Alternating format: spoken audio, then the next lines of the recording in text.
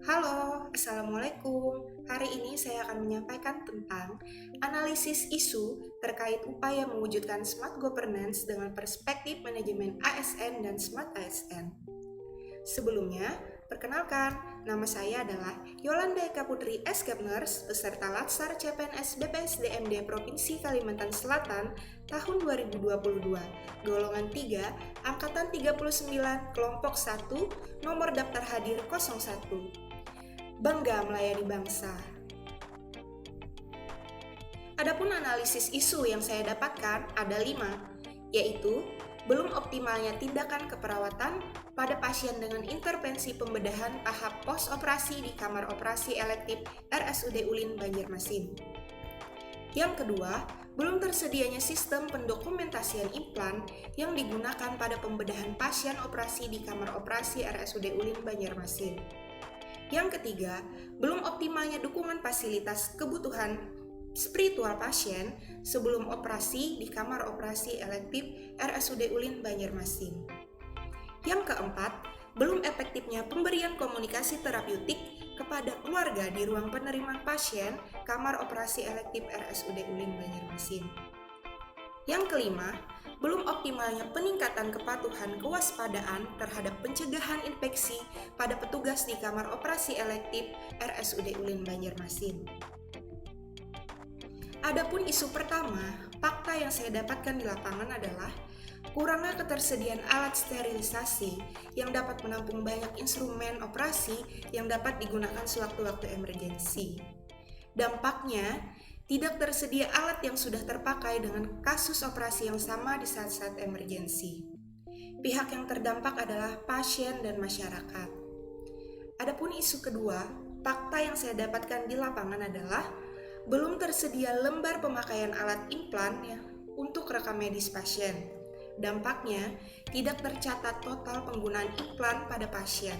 Pihak yang terdampak di sini adalah pasien atau masyarakat dan rumah sakit. Isu ketiga, fakta yang saya dapatkan di lapangan, beberapa pasien mengalami cemas yang berlebih. Dampaknya, terjadi penundaan pasien operasi elektif lebih dari 1 jam.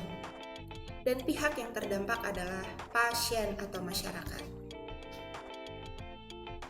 Isu yang keempat,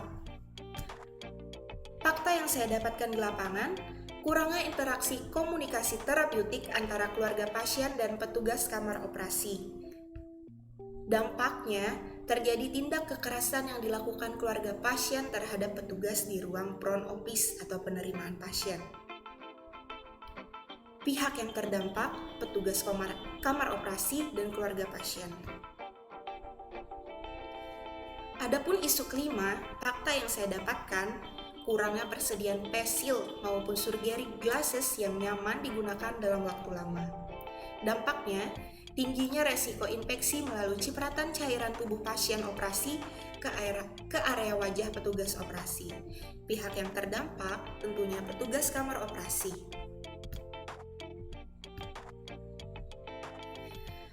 Adapun penapisan isu yang saya gunakan di sini, pertama menggunakan teknik analisis APKL, yaitu aktual, problemati, kehalayakan, dan layaka. Di sini dapat kita lihat nilai tertinggi dengan peringkat nomor 1 yang saya dapatkan adalah belum optimalnya dukungan atau fasilitas kebutuhan spiritual pasien sebelum operasi di kamar operasi elektif RSUD Ulin Banjarmasin. Yang kedua, belum efektifnya pemberian komunikasi terapeutik kepada keluarga di ruang penerimaan pasien atau front office kamar operasi elektif Rumah Sakit Umum Daerah Ulin Banjarmasin.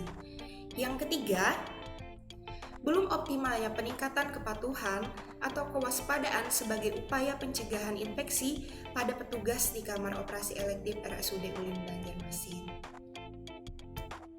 Setelah saya menemukan 3 peringkat tertinggi, saya lakukan lagi penapisan isu analisis menggunakan USG atau urgency, seriousness, dan growth.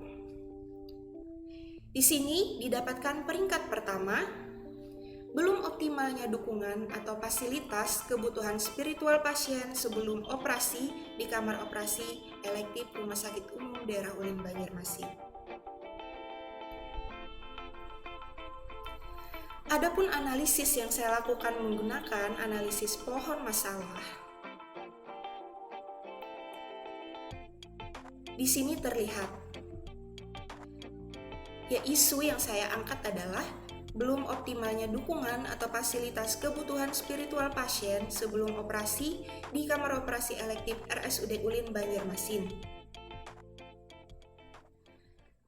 Ini disebabkan oleh kurangnya komunikasi terapeutik antara petugas kamar operasi dan pasien. Kemudian, kurangnya pengetahuan pasien tentang pengalihan rasa cemas dan pentingnya pemenuhan kebutuhan spiritual. Serta kurangnya sosialisasi tentang pentingnya menjalin hubungan saling percaya antara perawat dan pasien. Ini akan berdampak, pertama, meningkatnya kecemasan pasien sebelum operasi, meningkatnya kejadian penundaan operasi elektif lebih dari 1 jam, dan menurunnya nilai indikator mutu nasional RSUD Ulin Banjarmasin. Adapun gagasan pemecahan isu yang saya usulkan ada 3. Pertama, membuat standing banner tahapan komunikasi terapeutik. Yang kedua, membuat standing banner teknik relaksasi distraksi pada pasien. Dan yang ketiga, melakukan sosialisasi berupa pembagian leaflet, membangun hubungan saling percaya atau trust dengan pasien. Sekian yang saya sampaikan. Terima kasih. Wassalamualaikum warahmatullahi wabarakatuh.